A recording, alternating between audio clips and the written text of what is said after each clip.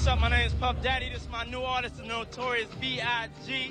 And we here at the Outcast Picnic, just getting our swerve all the way on. We had a musical marriage, a musical partnership. Some of some of his associates, I still want to strangle them. Well, we know he was my, but we believe that the LAPD knows who's responsible. Imagine this, a conspiracy spanning decades, hidden behind the glitz and glamour of the music industry, now exposed by the very people who once stood by the accused. The FBI has finally come forward with hard evidence that suggests a calculated plot to take down the iconic rapper Biggie Smalls. And at the center of this controversy, Sean Diddy Combs. But it doesn't stop there. Biggie's own mother, Valletta Wallace, is speaking out, and she's not holding back. From calling Diddy a traitor to revealing her deepest suspicions, she has one goal in mind: justice for her son.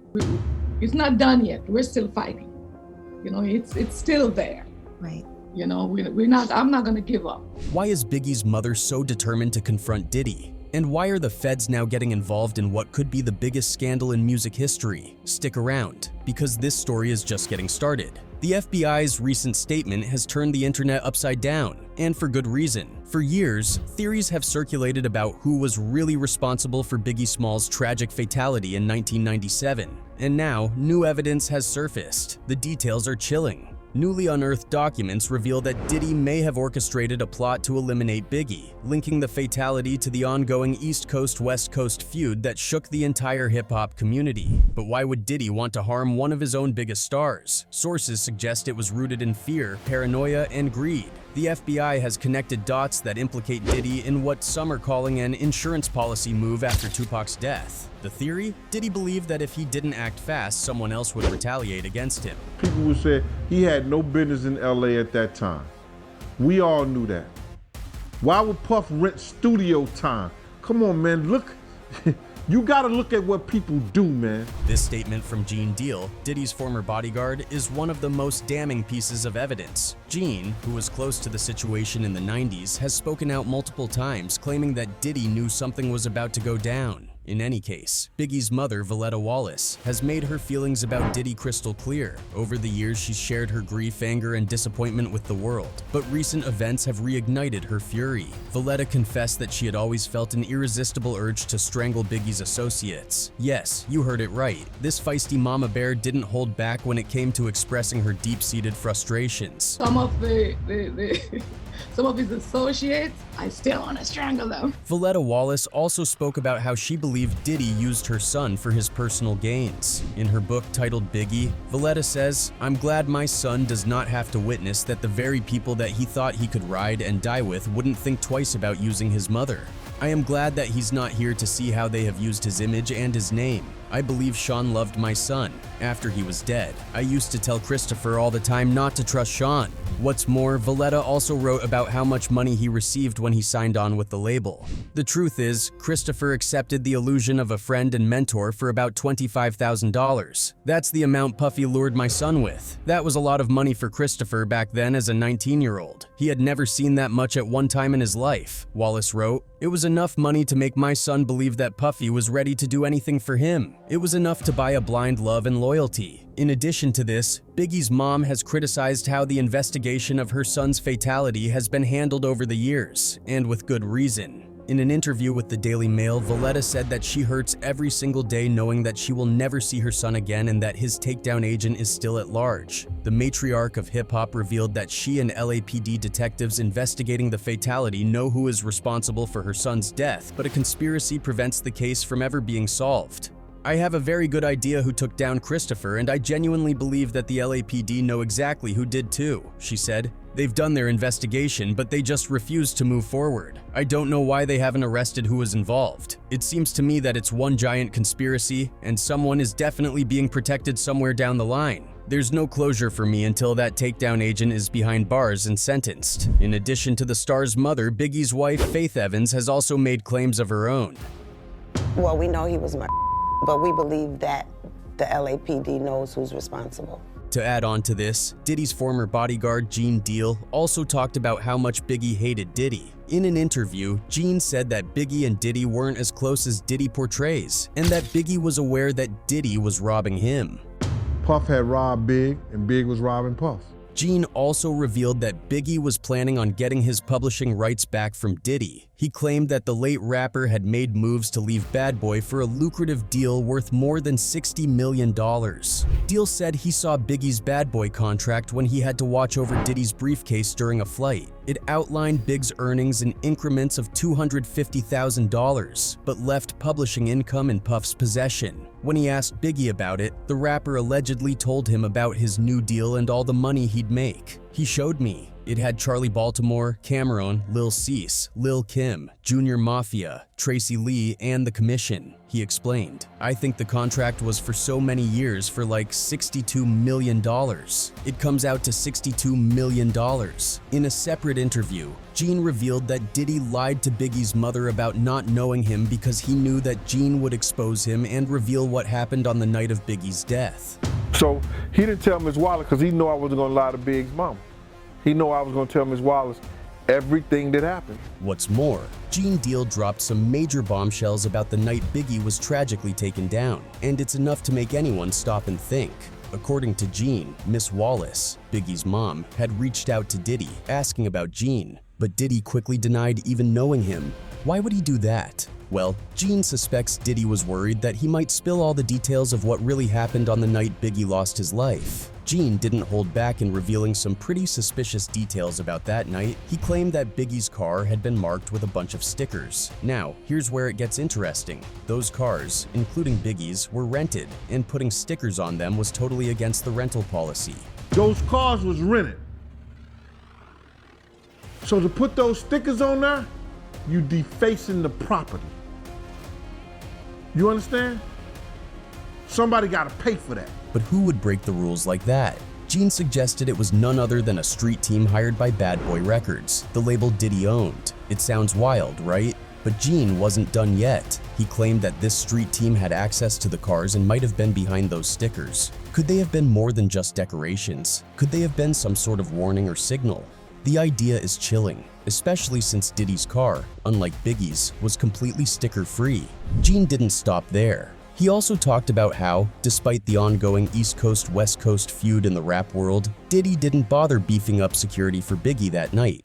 We needed more security. We needed more like-minded men like myself out there. It's a shocking accusation, especially given the dangerous climate of the time. Gene hinted that this wasn't just negligence, it was something far more sinister. To add to the mystery, Gene claimed that there was someone else involved who was working with Diddy to orchestrate the attack. According to him, he even warned one of Biggie's crew members, D-Rock, to avoid following Diddy's route. D-Rock seemed to take Gene's advice seriously at first, even promising to stay away. But in a bizarre twist, D-Rock led Biggie straight to the Peterson Museum, where the after-party would be his last. The story takes another wild turn when Gene suggested that D-Rock didn't act alone. He believes that Diddy had a hand in convincing D-Rock to betray his word. And here's where things get really juicy. Gene backed up his claims by sharing a revelation from Kirk Burroughs, who said that Biggie was supposed to fly to London with him.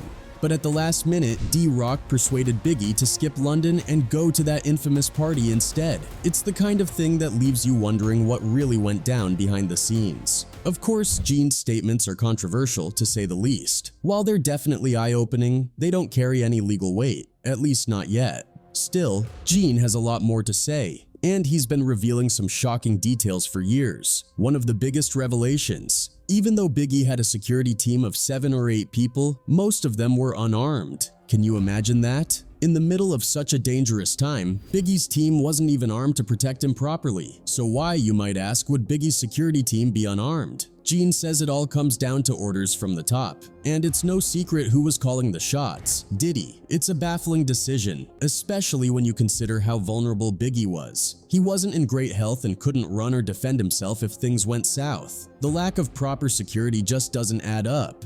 Gene didn't mince words when he shared his thoughts about Diddy. He believes Diddy never really cared about Biggie as a person, only as a money-making talent. In Gene's eyes, Diddy signed Biggie to his label because he knew Biggie would make him successful. But when it came to actually looking out for Biggie's safety, Diddy wasn't interested.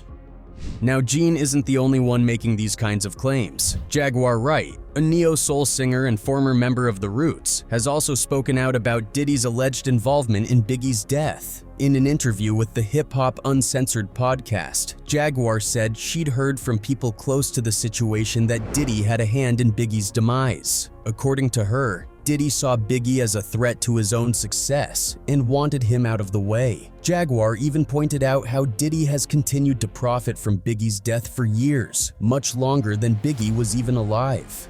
Puffy has been making money off of Biggie's name for longer than Biggie was alive.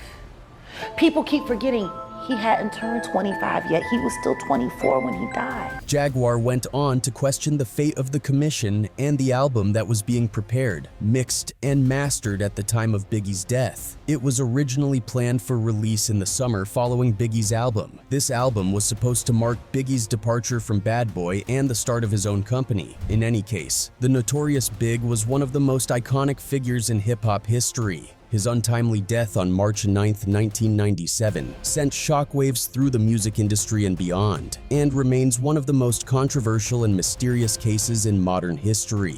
Biggie was born in Brooklyn, New York in 1972, and quickly made a name for himself in the city's underground rap scene. He signed with Sean P. Diddy Combs' label, Bad Boy Records, in 1992, and released his debut album, Ready to Die, in 1994. The album was a critical and commercial success, establishing Biggie as one of the most talented and influential rappers of his generation. But despite his success, Biggie's life was plagued by controversy and violence. He was involved in a heated feud with rapper Tupac Shakur, who was also gunned down in 1996. Many believe that the two fatalities were connected, and that they were the result of an ongoing feud between rival hip-hop groups on the East and West Coasts. On the night of his death, Biggie attended a party hosted by Vibe magazine in Los Angeles. After leaving the party, he was riding in the front seat of a GMC Suburban when a vehicle pulled up beside him and opened fire. Biggie was hit 4 times, including a fatal shot to the chest. He was rushed to Cedars-Sinai Medical Center, where he was pronounced dead less than an hour later.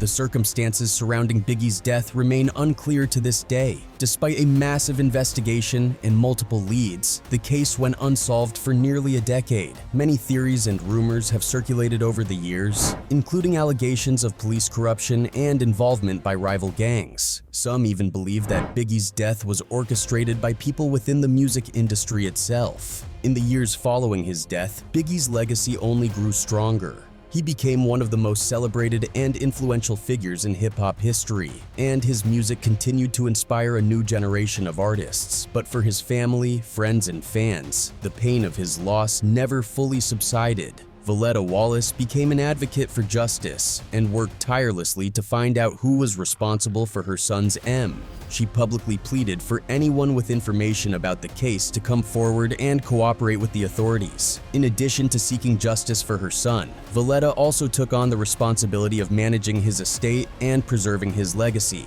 She founded the Christopher Wallace Memorial Foundation, which provides educational opportunities for children in Brooklyn, where her son grew up.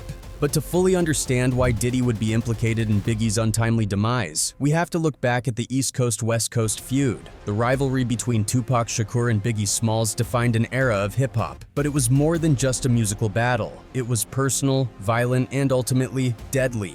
Jaguar went on to question the fate of the commission and the album that was being prepared, mixed, and mastered at the time of Biggie's death. It was originally planned for release in the summer following Biggie's album. This album was supposed to mark Biggie's departure from Bad Boy and the start of his own company. In any case, the Notorious Big was one of the most iconic figures in hip-hop history. His untimely death on March 9, 1997, sent shockwaves through the music industry and beyond, and remains one of the most controversial and mysterious cases in modern history. Biggie was born in Brooklyn, New York in 1972 and quickly made a name for himself in the city's underground rap scene. He signed with Sean P. Diddy Combs' label, Bad Boy Records, in 1992 and released his debut album, Ready to Die, in 1994. The album was a critical and commercial success, establishing Biggie as one of the most talented and influential rappers of his generation. But despite his success, Biggie's life was plagued by controversy and violence. He was involved in a heated feud with rapper Tupac Shakur, who was also gunned down in 1996. Many believe that the two fatalities were connected, in that they were the result of an ongoing feud between rival hip-hop groups on the East and West Coasts. On the night of his death, Biggie attended a party hosted by Vibe magazine in Los Angeles. After leaving the party, he was riding in the front seat of a GMC Suburban when a vehicle pulled up beside him and opened fire. Biggie was hit 4 times, including a fatal shot to the chest. He was rushed to Cedars-Sinai Medical Center, where he was pronounced dead less than an hour later. The circumstances surrounding Biggie's death remain unclear to this day. Despite a massive investigation and multiple leads, the case went unsolved for nearly a decade. Many theories and rumors have circulated over the years, including allegations of police corruption and involvement by rival gangs. Some even believe that Biggie's death was orchestrated by people within the music industry itself. In the years following his death, Biggie's legacy only grew stronger.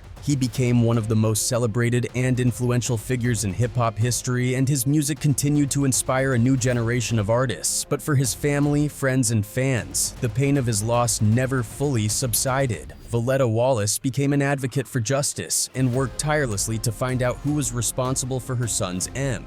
She publicly pleaded for anyone with information about the case to come forward and cooperate with the authorities. In addition to seeking justice for her son, Voletta also took on the responsibility of managing his estate and preserving his legacy.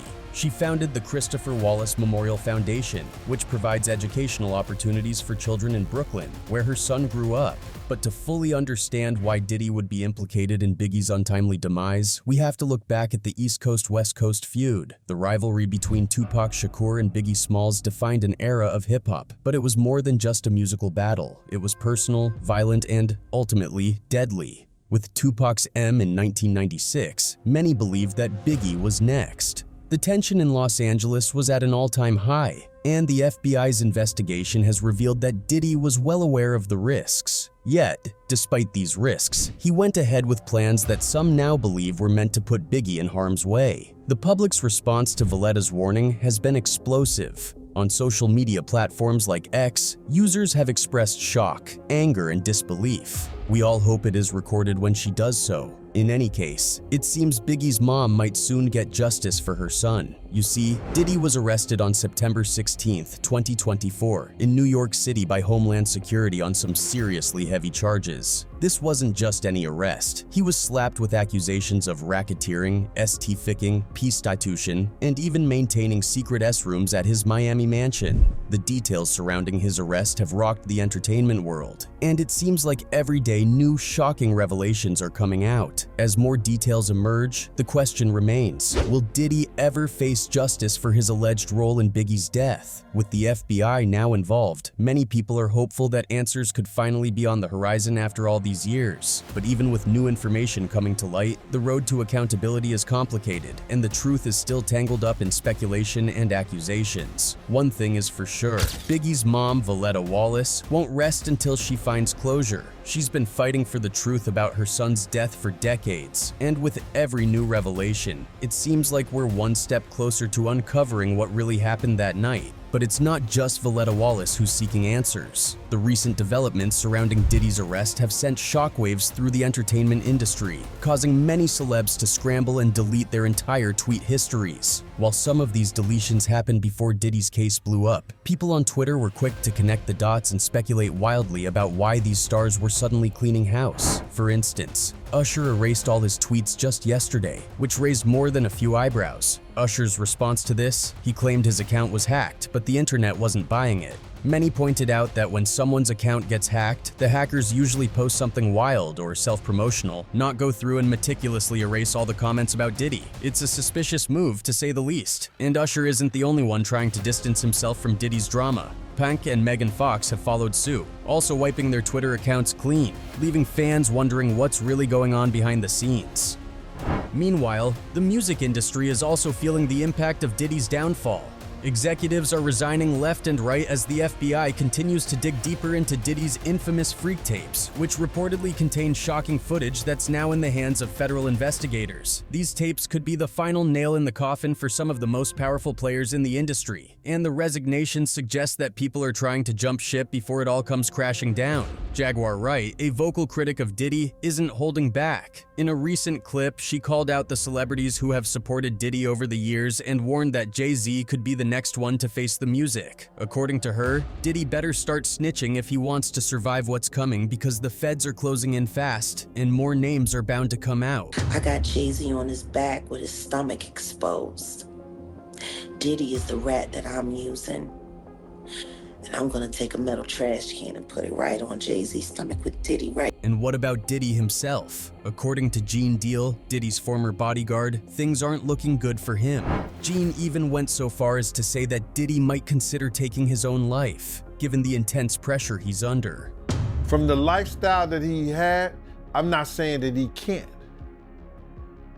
I just don't see him able to do time behind bars. People are already blaming Gene for Diddy's indictment, but Gene stands by his decision to come forward with the truth. He's been vocal about Diddy's role in Biggie's death for years, and now, with Diddy behind bars, it seems like the tide is finally turning. Whether Diddy will face justice for his alleged crimes remains to be seen, but one thing is clear. The music industry is in for a major shakeup. As the investigation continues, more revelations are likely to surface, and the public will be left to grapple with the darker side of an industry that has long been shrouded in secrecy. Anyway, that's it for this video, folks. Bye.